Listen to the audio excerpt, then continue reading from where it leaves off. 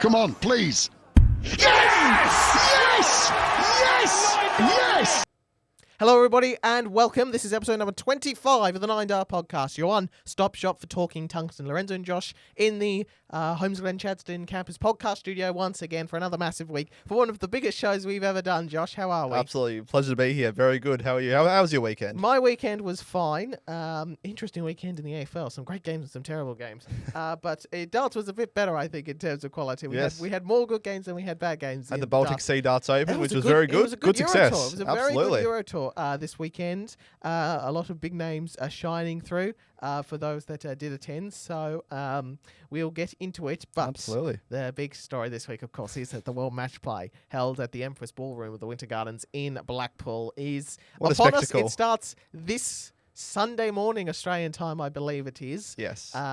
Gets underway. No change to the 32 that qualified as of there was a last players championship event in between just before we recorded the last episode 24. So as it is, the same 32 that I said we'd get for months is indeed the 32 we got for the. You did say that.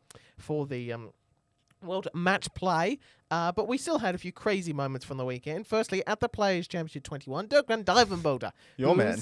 Is it not too decent form, and I think he has a winnable match first round at the World Matchplay. He hit a 9 darter. He's actually been trying for a very long time to hit one. He won earlier in the year, and now he's hit 2. This is it's amazing what happened when you get that monkey off the back. The dominoes begin to fall. That's true. Unfortunately, we got no vision of this one, but yes, very, very good. He has tried a lot. He's been 7 darts in, 8 darts in, just hasn't found that double 12 or double 18. Whatever he's trying to hit, exactly. You can go many ways. You can go. He's tried many different ways. 20, 12, 15, double 18, you can go many different ways, but unfortunately hasn't hit it, but he's got the success now. It shows if you keep persisting, you'll get the reward. Absolutely, and he's certainly one that persists at the moment. Someone who had a great weekend, we'll talk about him a little bit more later, is Gary Anderson. Yes, and absolutely. He took out 125 checkout in the 10th leg. But the most crazy thing about this was he went bull 25 bull, and as he went for that second bullseye, it was a producer director's worst nightmare. They cut to black, so you didn't actually see the dart go into the board, and everyone was like,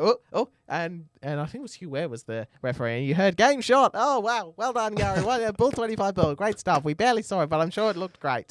So it was a great 1-2-5 from Gary Anderson, and even more crazy than a bull 25 bull, which is always a crazy finish, was the way it was presented to us. But yeah, Absolutely. that Euro Tour in Kiel had a lot going for it. But the winner of that match, that was the final, was Gerwin Price, who has won back to back. Yes, he's won back-to-back weeks. In Poland, in Kiel, he is looking very strong. Looking sharp. So he's got to be. Is he behind only the Lukes in terms of favourites for the World Matchplay now, based on current form? I think he'd be pretty close. Yeah, I'd say he's sort of around that 3rd to 5th sort of.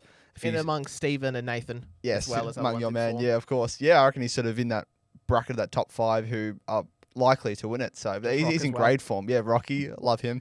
So yes, he's in good form at the moment, and you sort of want this good form leading to a big event like the match play.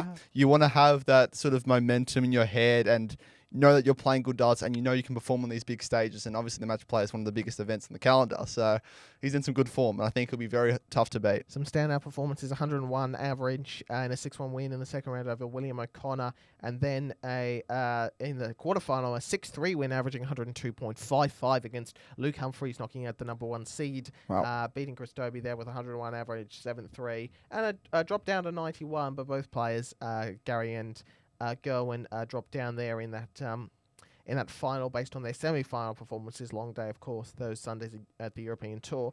Sure. But yeah, certainly, yeah. So he's won Euro Tour, World Series, Players Championship events. He says he's in good stead coming off of that major, and that is an understatement, because he is surely one of the favourites now. He'll be the number 11 seed at Blackpool. Someone else who could very well make a deep run was Gary Anderson, who is a positive surprise. He was finishing on the final, continuing to show that the old boy still has plenty of fight left in him, particularly on the European Tour, where he does seem to play his best stuff. He sure does. Yes, absolutely. No, he played very well and is very deserving of that runners-up prize there. So he was very, very good, and 108 good to see him average in that form. in a 6-1 win against Johnny Clayton in the quarterfinals. Great numbers there. Yeah, Absolutely. which I think was pretty much the standout performance numbers-wise in that over across the weekend. So I think two worthy finalists, for just sure. based off of the weekend they had and sort of off the form they've had. No doubt. So Gary and Gerwin were sort of the big standout performances from the European tour. Someone who continues to be a big flop is we Rob talk about this Cross, off air. Yes. losing to Andy Barton, who I feel like has a bit more in the tank, the former Lakeside champion of the world. But yeah, Rob Cross going out early.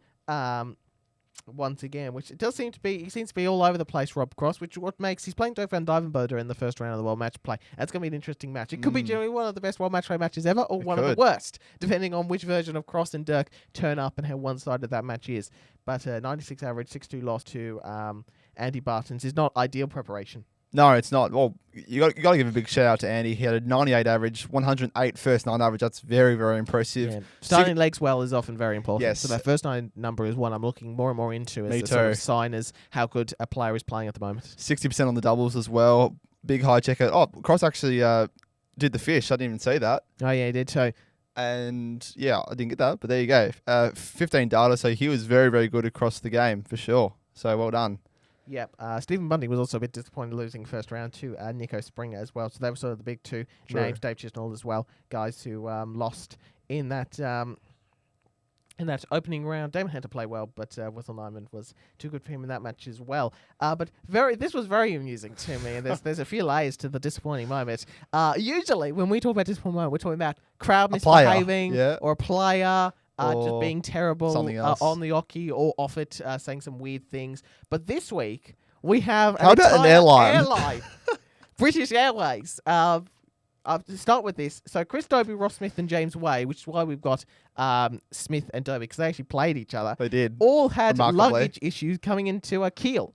Yep. Which is where the Eurotour was in Germany. I point this out, right? So Rob Cross, he's wearing a plain black shirt. There's some sort of little sticker. I don't know what it is. And then Dobey. That might be the what sponsor. is it, you reckon? Elton it might be Safety sponsor. Shoes. That he just stuck it on. I don't know. Just sort of stuck on. That's not sublimation anyway. That looks pretty ironed on. And then Dobey, he purchased a replica shirt from the store. A replica shirt of him. His replica dart shirt. Of him. That is his own shirt. Yeah. The Hollywood shirt. So if you didn't know any better, you wouldn't give it a second thought. But that's his own replica version of his own shirt. So if Stephen Bunting has issues with his luggage coming to Australia, I can just send him my shirt and go, there you go, Stephen. Here's one. I'm not sure. I think think Stephen's another size up or two from me, but so maybe it would be a bit still small. fit, you know. But yeah, so British Airways are causing a lot of problem. As I was telling you off air, Josh, the reason why this is because you can't take darts on your hand luggage that you take onto the plane itself. It's got to go underneath with your clothes and everything else. So there has been many times actually in darts history where this is where you've been susceptible. Peter Wright played a Eurotour. This is many years ago in the Netherlands, where he had to again go and buy his own replica shirt, and he borrowed some time at Whitlock Darts, which isn't that bad for Peter because we know he likes changing his darts between legs. So that wasn't too bad. Yeah, British Airways causing a lot of problems and a lot of complaining by guys like Wadey. What an absolute mess, James Wade said. Absolute mess. Situation. And this is not even the only time that public transport, well, this is really public transport, but transportation has been a bit difficult. Kirk Bevans, the referee, likes to do a bit of train spotting after Eurotour events before going back to England. And he's been complaining a little bit over the last few weeks that he hasn't been able to see some trains in Germany because they've been absolutely rubbish, which shouldn't be. I think that's on Kirk. Like, the German train network is famously awful. Deutsche Bahn just causes all sorts of dramas famously. So this is continuing to be a bit of an issue, and it's not ideal for preparing for any tournament, especially a big one. That the World Matchplay is coming up, where you can't even you don't have your own normal routine, your own gear. Yeah, you're chasing around for trying to get backup stuff or that sort of thing. So it's very weird. Very weird situation there. So British Airways, you got some explaining to do. Have a formal statement or something, or an apology to these players. Who knows? But actually, that was bizarre. A BA spokesman, according to this article from The Sun, said this particular situation was out of their control. So I don't know what was it really though. Was Who it knows? really though? Maybe. James Wade called it shocking customer service. So so good on you, Wade. Wade. Different guys. I think Wade's was more coming back, and the other two was going to. Yeah. So Yeah, so James Wade's issues were coming back to Heathrow in London, and Smith and Dobey's was actually flying out there to Germany. So that's a bit of a disaster there for that. Gilman Price also had issues on that first day of the Poland Darts Masters as well. So it continues to happen a bit. A lot of darts players caught up in all these shenanigans of who knows why it happens. Trains and planes. God knows. But we've been dodging around it, and now it's time to get fully into it. The World Matchplay it's coming up, and it is our great debate we're going to discuss through, and I would like to hear, Josh, if possible, just who's going to win a bracket and who's going to win it all the way. I have written down, hand done. Actually, this is the World Masters from earlier in the year. So I thought it was the same because Humphreys for all of these is the number 1 seed, so they actually all look the same if you're not careful. All right, so World Matchplay coming up this week at Blackpool, an exciting event. It is just a brilliant event. It's a spectacle, isn't it? With the long form leg play. A reminder, of course, that in these rounds you have to win by 2 clear legs up until the point where it goes to sudden death. So make sure to keep that in mind as you're watching at home, that we may very well see a few. Excuse me, oh dear, I didn't want to do that. I was just trying to wipe stuff off my computer. So keep that in mind, that there's no sudden death straight at like 9, 9, 10, 10. Yep. Got to win by 2. So could be some very long fixtures. There could be some very long matches, especially in the final. And we've seen that certainly in the past tournaments that just had several long distance matches. My Darts Archive game goes all the way, plus even to the sudden death. So that's gonna be very one to watch. But we'll get to that later. Right. So we'll start in that top part of the bracket, if we will, Josh. We're trying to go back to do a similar thing what we did before the World Championships, of course, in episode number 1. We've got Humphreys, Van Veen, Noppert, Menzies, Aspinall, Neumann, and Wade Cullen. So that's that particular part of the bracket. That's a quarter. I see. Who do you have making the quarterfinals from that particular spot? Right. Or if you want to shout out any particular individual matchups, particularly those first rounds, you can. Well, ultimately, I've only done the actual winners. I haven't done as much depth as you. So should I just go my winners? Then I'll probably get to that later. Should we do that? Is it winners of the first round? Yes. Yep. So literally the winners here. Okay. So I have Humphreys over Van Veen, Noppert over Menzies, Aspinall over Neumann, and Cullen over Wade. Okay, interesting. So we're different on the last 2. I've got Neumann to beat Nathan Aspinall. I think he's in good form. He is in good form. The pressure of Nathan of defending the World Matchplay money from a couple of years ago, and I don't trust Joe Cullen at all. And James Wade, again, this is one of these tournaments where James Wade is going to rock up and make it all the way to the make a deep run. If you feel like Humphreys is the most likely, obviously, is the world number 1, just to get through that section bracket. With relative fast away of making a quarterfinal and then even semi-final beyond that. Whether he makes the final or wins it, we'll speak about in a second. I've got Humphreys too. Yeah, that second quarter. So you can have. Do you have semi-finalists? No. All right. No. So just try and give me a semi-finalist if you can. The second quarter: Bunting, Joyce, Anderson, Woodhouse, Clayton, Schindler, Chisnell, Dedecker. Go through those first round matches again. Those 4 if you can. We'll start with the Bunting Joyce game. I've got Bunting. Yes, I have got. Bunting played Joyce last year as well, and that one needed extra legs as well. I remember because I watched it live and stayed up until midnight to see. That was Anderson, Woodhouse. I have Anderson. I have Schindler over Clayton, and I have my man Dedecker over Chizzy. I think that could those 2 last games could be really good ones. I've gone for Clayton over Schindler just because I'm more confident. If it was many other places, I would have tipped Schindler here. Okay. But being in England and a big major event, I have a bit more confidence in Johnny. Okay. But I wouldn't be surprised if Schindler won, to be fair. As for me trying to get that second round match, so we both have Bunting and Anderson making that second round. And this one is tough for me because my head is actually saying Gary Anderson to win this. But you know where my heart lies on this. And also over the best of 11. If it was best of 16, I'd pick Gary still. Yeah. But over best of 11, I think first to 11 rather, I think that gives Stephen more of a chance. So I'm hoping he makes at least a quarterfinal, which I think would be a pass mark for Stephen if he wins a couple of matches. Yeah. But I like Johnny Clayton in this particular section to go through. I also agree with you on Dedecker beating Chisnell. Yes, you do. Yep. Yes, I think he's a great chance to win there. Dedecker. In the third quarter, we have Luke Littler and Ryan Searle. Peter Wright will play Jermaine Watermainer. Damon Hette, the Aussie, plays Andrew Gilding, and Rob Kloss plays Dirk van Duijvenbode.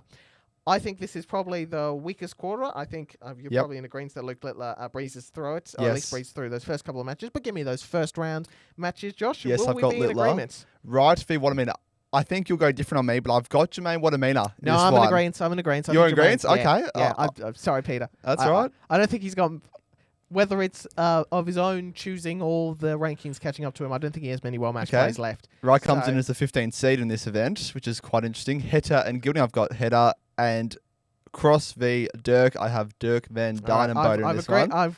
I've gone Cross Same in for this each? one. No. No? I've crossed Van Dyvenboter, which is funny because you sense that I have a bit more love for Dirk, and I do. But Cross is up and ground form. So Cross is again, the I 10th wouldn't be seed. surprised with if DVD won, but I'm backed Cross to win Okay, that interesting. particular match. All right. It feels like it's going to be hard for either of those two, Luke and Damo, to not play each other in quarterfinals, you feel, because of their up and down form of basically everyone else in that quarter. So I think we should expect a Littler Heta quarterfinal. I think that's fair to say. That'd be spicy. Which would be a very good match. Just like they did Just like that in quarterfinal the at the UK Open. You beat me to it, goddammit. Last quarter, Michael Van Gogh plays Yes. Raymond Van Barneveld. The Dutchman foes go back at it once again. They played some thrilling matches in the past. They I'm have. not as confident that it's going to be as thrilling this time, but you never know. Ross Smith plays Josh Rock. Chris Dobey plays Ricardo Pietritscu. And Gowan Price plays Daryl Gurney. Who have you got winning in those first round matches? All right. MVG, I think that's fairly obvious. But this game here, Smith vs Rock, that's going to be an absolute cracker. The scoring in this match, if they're both firing, we may very well have them both on 9s after 6. Like, they're that good with their scoring at the moment. 51-80. We could have so many 180s. Because so obviously, this one could be this one will be. I'm probably most looking forward to this from that particular. Yeah. The start of legs in that match should be very, very good. Because we know Smith and Rock are they're known amazing for scorers. massive hard hitting. Yep. So I've got Rocky in this I one. agree. And then Dobey versus Ricardo, I've got Dobey, and then Price, obviously, two titles back to back in those weeks. I've got Price over Gurney. Yeah, so that one we are in agreement in. So I think the only one we're in complete agreement in the first round is that bottom bracket. Yourself? So I'm in agreement with Same. everything you just said. Cool. So in terms of quarterfinalists, you don't have to do it, but I've done the entire bracket. Go ahead. So in that top quarter, I've got Humphries and Wade making it there. I think James Wade he'll find a way to make a quarterfinal. He won't play amazing, but he'll find a way to make a quarterfinal.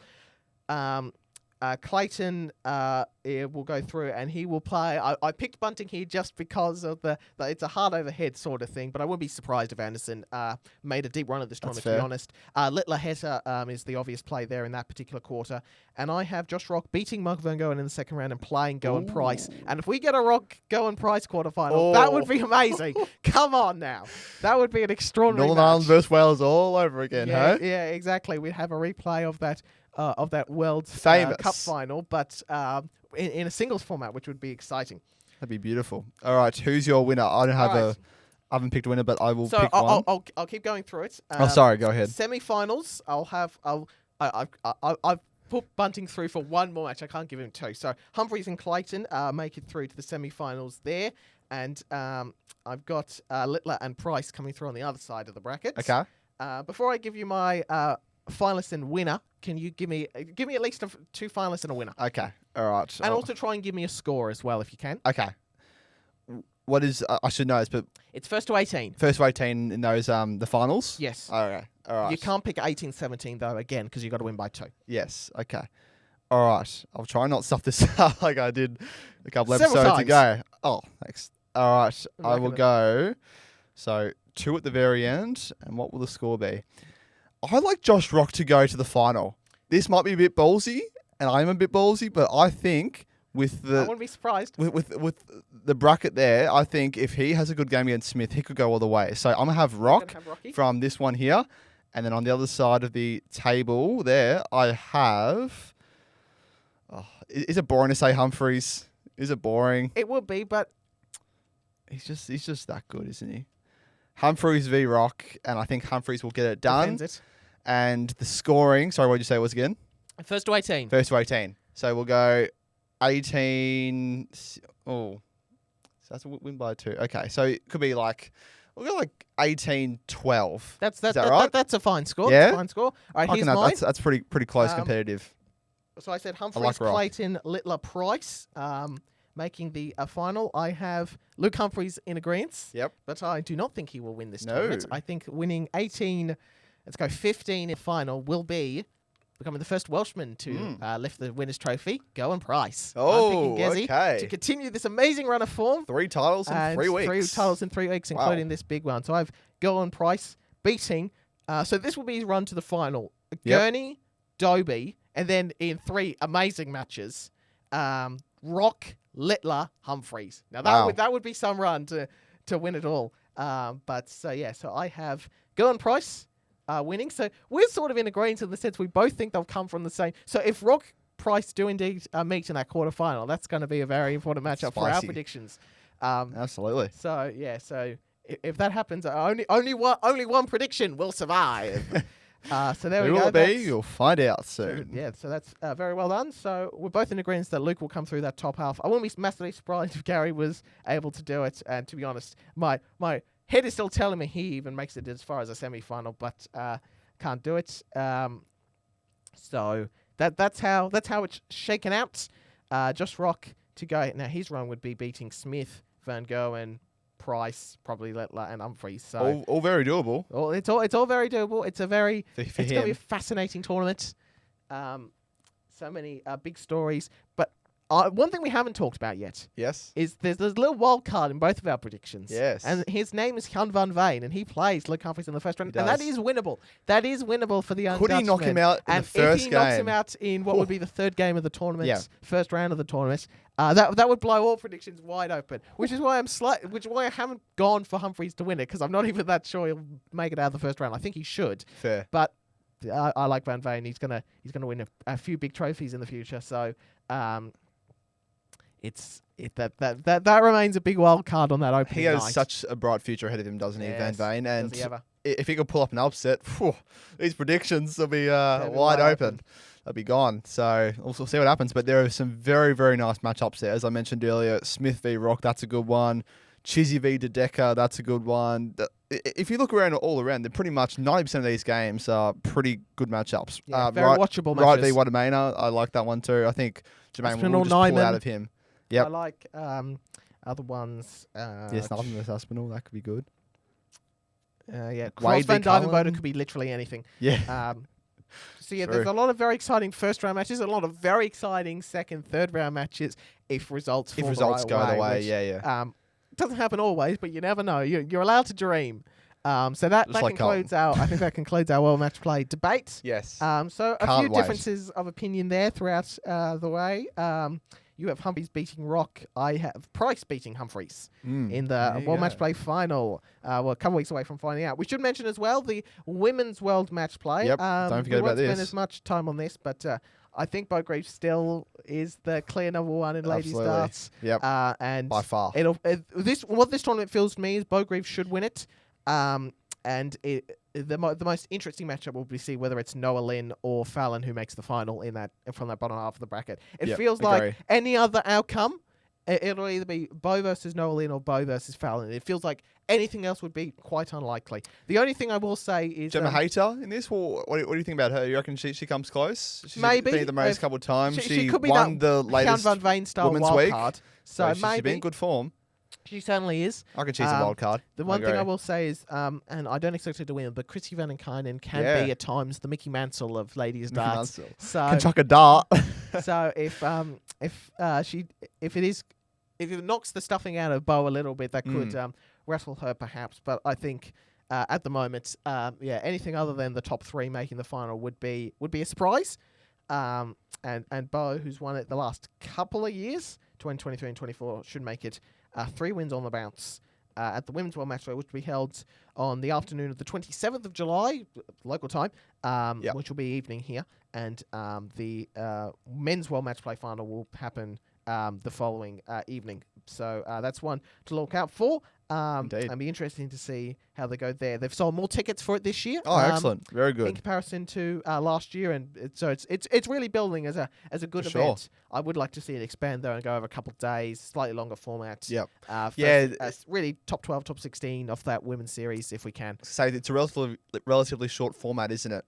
In comparison First to to 4, the men? first to 5, first to 6. Yeah, it needs to be way longer because some people thrive off longer format, some off shorter. So if you have it sort of a little bit more, then you give sort of both group's a chance, I suppose. But yeah, I think Bo would be the favourite again. Yeah, won the last 5 women's series titles as part of the Incredible. qualification period. So very strong. But Hayton Vinnekanen wants to look for, Yep. as this is the first time they've ever qualified for the Yes. World Match Play. So they'll be making. I'll give their Hayter a debuts. genuine outside chance for sure. So, but I think Fair. Bo would be the genuine favourite. She's won 5 of these She's in a won just row. about everything else.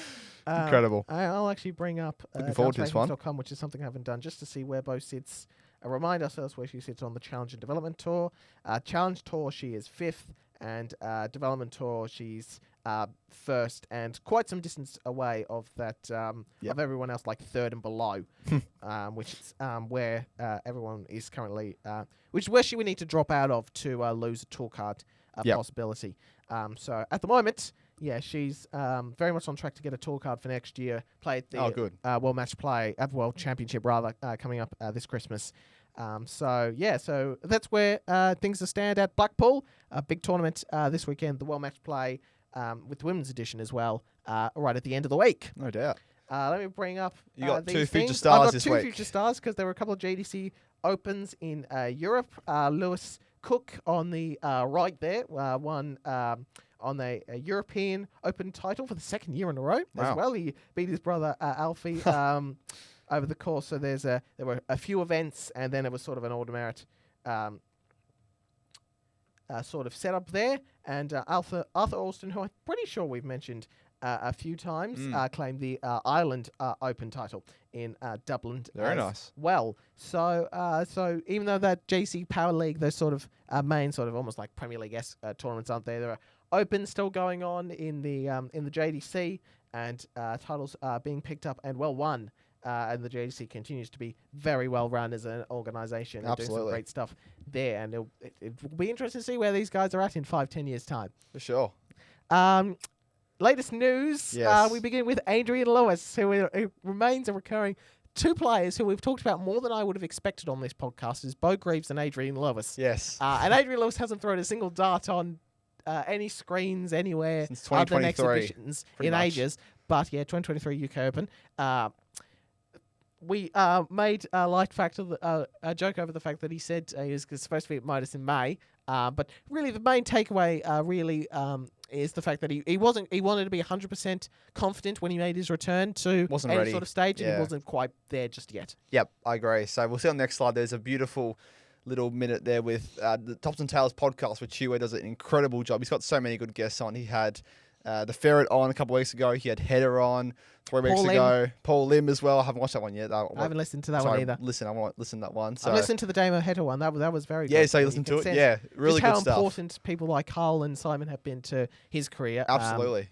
And his wife as well, Damo. But we'll play this clip. Hopefully this works. Yep, I hope this sound works. So on the next slides. Hopefully. Where is... It's playing, but I'm not hearing anything. Hang on, stop. Let's see if I can... Let's try speaker. Whoa, no. Here it is. Oh. You've had questions of, are you coming back? When are you coming back? You know, and you give these answers, but is it like you can't actually give a set answer? Like, I will come back in January 2026, whatever, because you're just taking life as it comes. You know, there's not a set routine. And that's, I feel, I mean, I haven't really said anything to anybody else, really. I feel as if the market's a crossroads. Do you know what I mean? I'm like, do you want to go back? Do you want to do it? What do I do? You know, what's my next step? But I'm sure, you know, I'll just keep grinding and then we'll just see where it takes us, really. And we'll see. And nothing's ruled out.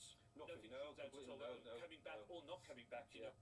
So there you go. That was a little snippet there from the Tops and Tails podcast. Huw does a fantastic job and was very good of Adrian Lewis to get on there. So I guess what we can take away of that is that nothing's ruled out. Nothing's out of the table, but hopefully he can come back soon. There's no timeline or anything yet, but it was that January sort of conversation of the next year that could be coming back. But ultimately, for Q School, yes, he wants that tour card for sure. He mentioned that earlier in the episode. But I think we can take out that it'll be a slow process. It's when he's ready. He's got a lot of family problems. His daughter, unfortunately, has autism and ADHD, and he's really looking at making sure she's okay and taking care of the family. So it's basically when he's ready. So we'll happily wait for Jackpot to come back. But yeah, take anything out of that as well? No, you pretty much nailed all that I was going to say. It'll remain a bit of a waiting game, and Adrian Lewis will return when Adrian Lewis is ready to return, which is really the way round it should be. Exactly. Yeah, well, we can't wait for him to return, and we'll be eagerly waiting, but ultimately it's up to when he's ready, and we will be there to support him every way as his support network as well. So can't wait to see him. Big news, the Australia-New Zealand World Series 16 for both events have been confirmed. Yes. So at the Australian event, we will see Puha and Whitlock as tour card holders. That'll be the same in New Zealand as well. Yep. Brandon Weaning, Brody Kling, Joe Comito, Tim Pusey, James Bailey, and Johnny Tata. And over on the New Zealand side, Tata, Cleaver, John Herring, Ben Robb, Dean Reeland, and Gordon Mathers as well will be there for those couple of events as the local qualifiers. And we just heard just this morning confirmation that Luke Humphreys, Luke Littler, Damon Hetta, Stephen Bunting, Gowan Price, Chris Dobey, as we expect Premier League guys mostly. Not Damo, but Damo's now firmly high up that he's really more a PDC superstar, not a local guy. But interestingly, Josh Rock and Mike Tedeka. How good to see is We've that? been waiting for this. We've been have. calling for this for ages, for a bit more variety in our World Series guys, and guys that are on sort of the fringe of the Premier League, young guys on the fringe of the Premier League. And these are two excellent picks. Very well done, PDC. You finally did a thing. Very well done. Yeah, well, we've been saying these guys on that fringe of Premier League. We talked about Josh Rock a couple episodes ago of if the Premier League was right now, he'd be in it. He'd be in that 8. So good to see. So that's a big tick of approval from us for sure. Absolutely. This World Series really is a sort of Premier League light, and I feel like it is important that we get a lot of those Premier League near guys in it a bit more often. Obviously, if you're heading up to Wollongong or you're over there in New Zealand, you want to see as many of the top guys as possible because this is your only chance. But really seeing something different for the TV audience and guys up on their way is important. Now, this is weird. I'm still a bit confused. Once it loads. Why won't it Hopefully. load? Fair income. Here we go. Finally. Damn, now. It'll come back. Here we go. Darts Australia, right, is the Australian Darts' link to the World Darts Federation, which is the governing body for the sport. They've announced a deal with FreeTV Australia that allows them to... it's the Pacific Region free TV rights, and then it doesn't tell you which ones it was. It was the Australian Championships, singles, men and women's, and the WDF Pacific Masters, which is a silver event, so they have gold, silver. I think there's a platinum level, which is their top level as well, in terms of how they determine ranking points, that sort of thing. So Australian Championships and Pacific Masters. Now, according to this has been signed with FreeTV Australia, which is the sort of body promotional thing for all the free TV networks. And it's sort of lobbying, but not in the sense that we think of lobbying, in a more general political negative sense. But I've got no idea if this means that we'll get darts on Channel 74 this weekend or on 7 Plus. That'd be great. 7 Plus, yeah, maybe. Or on, on the ABC or something very weird. Because it feels like, you feel like Free TV Australia would be able to delegate this to any of the 5 free TV networks in this country, 10, 7, 9, the ABC and CBS. CBS, SBS. Yeah. But I've heard nothing about it. Darts Australia put out this very weird AI voiceover video, which basically just said this again. And I knew it was AI because not only did the voice sound like AI, and it's one you hear a lot, it also said what they did for the bullet points on this post, they had like a little trophy. And the AI voice said, trophy, World Darts Federation silver, trophy, Australian single champions. Like, come on, guys, do better. This is why Australian darts is in a great spot at the moment, because AI is the best they can do. They can't get an actual voice actor or some random intern to be able to voice these sort of things for them. You should have done it. I could have done it. You could have done it. You could have done it. We could have done it better. Anyway, at any rate, AI's taken over. There may or may not be darts on a free-to-air TV network channel this weekend. Now, just to be clear, to set everyone's expectations, this is not PDC. These guys, they may be the next Luke Humphreys, but not right now. They're not. These will be 80 to 90 average tops, maybe the occasional one getting close. It'll be somewhat similar to the 88 tour events from the weekend, which I wrote an article about, by the way. Very similar. And at any rate, I do think it will be able to be streamed on YouTube and Facebook on the Darts Stream Live page, and they also did the ADA event. So this is very weird. I'm very confused by this whole thing, Josh. But Me too. it would be great if we got free-to-air TV darts in this country. That would be insane. One can only hope. Well, yeah, again, we don't know the exact specifics, but I'll be looking on the free-to-air channels to see if it comes up or if there's any further announcements. We'll let you know post for sure. stuff Oh, on we will. our pages And our socials. And, we'll try and this might even. I might do Michael Woods and write an emergency 1-minute read article on about, oh my word, look at this. So no further updates after that terrible way, I think, from yesterday. Yeah, so very confusing. So let me just confirm this. World Darts Federation Silver Pacific Masters, men's and ladies. Australian Single Championship, men's and ladies. These matches will be broadcast across 11 Pacific nations, bringing world-class darts into living rooms like never before. Can't access free TV. No worries. Both events will be available via live stream on YouTube due to stream partner DSL. Don't miss a moment. Stay tuned for exact See, this post ended with stay tuned for exact broadcast times and channel links. So Okay, there you go. it's still in the weeds a little bit here. There'll be some further updates, hopefully, I'm sure. Fingers crossed. Who knows? Fingers crossed. Exactly. Yeah, so we'll keep an eye on this and we will update people on the Extra Time and 9 podcast socials, and maybe even the website as well. We will. On what goes forward from there. That was all. It's all very weird, and I'm still confused. Bradley Brooks, Yes. remember him? He's most famous for a 9-darter being hit against him at a World Championship match, but he's also a pretty handy darts player, and he did go on price 8-5 in the final, a Players Championship 21, 47.1% on doubles, 96.46 3-dart average. Beating going price is a hard thing to do at the moment.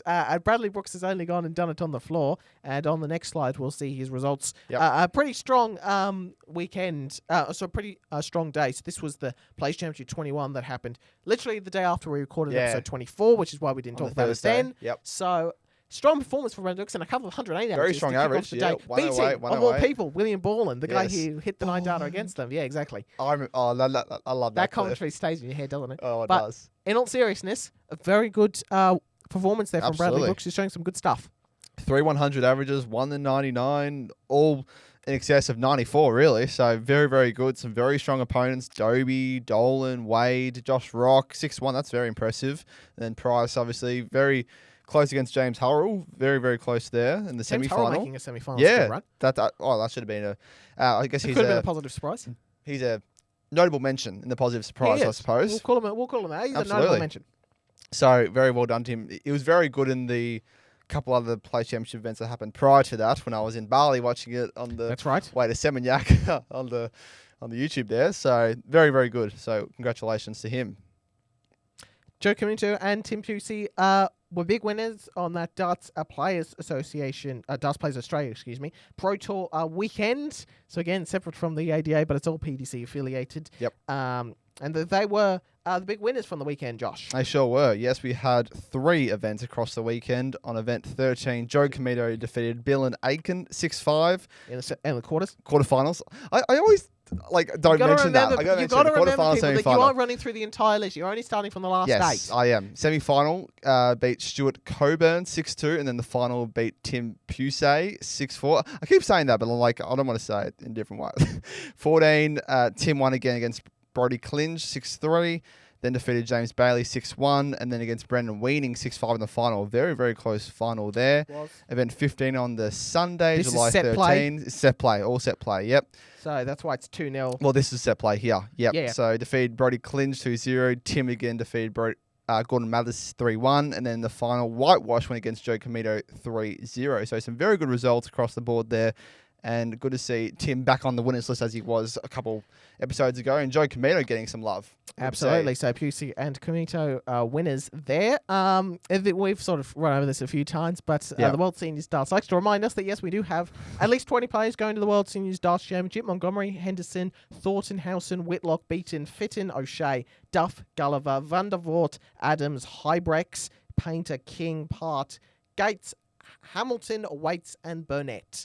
Are all real stalwarts, especially a lot of them of the World Seniors scene, and we'll see them at the World Seniors Darts Championship in February next year. We will. Adam Savada won 4 events on the Championship Darts Corporation. That's the CDC, the North American Tour. He won 4 titles in a weekend, doing what Raymond Smith did in the Yes. ADA Just a a fortnight few ago. weeks ago. And when you look at the names, he beat guys like Jim Long, and you just see some of the other guys, Alex Spellman, Leonard Gates, David Cameron, guys who sort of made deep runs at those tournaments that he won. Yep. It shows how strong the CDC is, and slightly how disappointing Ed Sparta was when he played Go and Price. He didn't quite reach those same peaks that we know he's very capable of, as we've seen on the sort of CDC side of things. For sure. Well, he won a couple more events prior to that event. I think it was something relevant to the CDC again, but he won some good events there, but didn't hit that really good form we were hoping for those representatives. But yes, good to see him get some victories there. 4 titles in a weekend, just like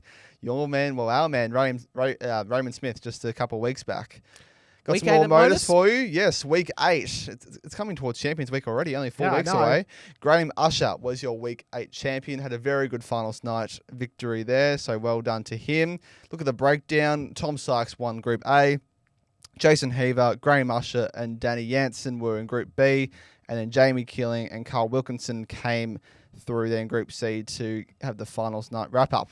Week 9, Westy and Andreas Harrison. And the 2 big names. 2 big in Group names A. as circled. Derek Coulson's also back. He's a notable one. Keegan Brown as well, who was Yes. who was a threat to quite a few players on the Pro Tour there. For Yeah. that was about 6, 7, 8 years ago, but he was one. Kevin Painter as well, Yes. big name, former World Championship finalist and winner of the Players Championship finals from about 15, 16 years ago. Yes. John Worsley as well. Tony Sorensen. Kevin A lot of Edwards. good names. And Oh, sorry, I forgot that was the next that's one. right. And Tommy Leisman, who actually hit a 9-darter on this stage He did. last series. Robbie Long, Scott Baker, and Barry Copeland will be in Group C. And we've got a beautiful tribute. Steve West here talked to Henry Deacon pre-game on the Monday. He had some beautiful words against Robert Thornton. Today, for Robert Thornton, talk us through that. Yeah, we went up last week, as you know, and I just thought it'd be a nice touch for Robert to show that we're still like thinking of him, supporting him. Obviously, the badge for the pancreatic cancer, but also the light blue armband for Christine. So that's a beautiful tribute there. Had the blue armband and the little pin as well. So Steve West, again, just an amazing figure for the game, and did an amazing job. He's playing very well. One of your favourites as well. Yes, I know. he is. It says week 8, but that's actually a mistake. It is week 9 MODUS. That's your mistake, not mine. I sometimes make mistakes, but it is their mistake. Derek Coulson leads Group A 9-1 after the second day of action, so he's going very well. Dirty Harrison in second on 14 and Westy on 12. Worsley, Keegan Brown, and Sorensen in the bottom 3 there. So Derek Coulson, you think, would win week A, but Harrison could be a sneaky chance, and you'd think West and Worsley would go down to Group B and the rest to Group C. Win But Group A, not Week A. sorry. You said he'd win Week A. This is Oh, Group A. sorry. Group A. Apologies. Sorry. And we finally got weekly winners update. MODUS decided to actually do something. Yay! Incredible. So we know that Jeff Smith won week 1, Scott Taylor week 2, Even John though I don't O'Shea like week the fact 3. that it's going down like this. It really should go across Yes, and left to right. it's just all white, and the gold sort of thing. Anyway, That's not too bad. it's okay. It could be better. Anyway, week 3, John O'Shea. Week 4, Shane McGurk. Week 5, The Hammer, Andy Hamilton. Week 6, Adam Golas. Week 7, Jimmy Vansky. And week 8, Graham Usher. So we got 4 weeks left until Series 11 Champions Week. That's coming up. Right, the week ahead, it's the World Match Play, of course. I just thought I'd throw in the order of play. So, Yep. and I think all 4 sessions here have something very interesting. Wade, Cullen, Noppert, Menzies, Humphreys, Van Veen, Aspinall, Nyman in that Saturday night session. Sunday afternoon, which will be the best time for the Australian time slot because it's sort of Sunday evening. So Okay. Damon Hatter first up there, so should be able to watch that everyone live before you even think about going to bed. So I think they'll be around 10 o'clock maybe. So Hatter, Gilding, Cross, Van Dyvenbode, Wright, Watamina, Chisnell, De Decker. Then in the evening session on the Sunday, which is always the big one, and it delivers as well with Anderson Woodhouse, Clayton Schindler, Littler Searle, and Bunting Joyce. And wrapping things up on that Monday evening, another big session with Dobey Pietretsku, Bryce Gurney, Van Gerwen van Barneveld, and Ross Smith and Josh Rock. What a matchup. What a matchup to end the first round, and that only gets us out of the first Absolutely. round. Josh keeps beating me. That was a very good 17 darter, and I was awful. I'm really struggling with you. when I'm actually letting go of the darts. You nearly hit a 180 as well, which I did. didn't see again. So do you not look at the camera after you throw? Sometimes I do, sometimes I don't. And it seems Okay. when I don't, you seem to nearly hit 180s. Well, I said that was really close. You didn't look at it. What's going on? Anyway, so yes, 3-0 there. I had a shocking average, but I really built it up in that last league. Yeah, 17 that last leg, that was really good. 51.2 for that isn't really what you were averaging throughout the match. That's No, just a big I was sort of around up on the that 17 45. But which is what I'm it was used a to. very nice finish Thank on you. double 10 there. Last week we talked about the 2018 World Matchplay quarter final. Anderson played Joe Cullen. Anderson hit a 9-darter. Cullen hit a 170. He was then put off by a fly trying to win the match on double 9. And then 1917 requiring extra legs. Gary Anderson beat Joe Cullen. This week, What's going to be? I I've had a got feeling you would do Anderson this. and Mensa This is why I did the Anderson quarterfinal this week. Because Yeah. if I started with this one and then I went back to this one would be like, oh, okay, this is not that much of a surprise who wins, because we know who won. We know that Anderson got to the final of this match, so we had to know he had to win the quarterfinal to get there. There you so go. I teed this one up Smart. for you.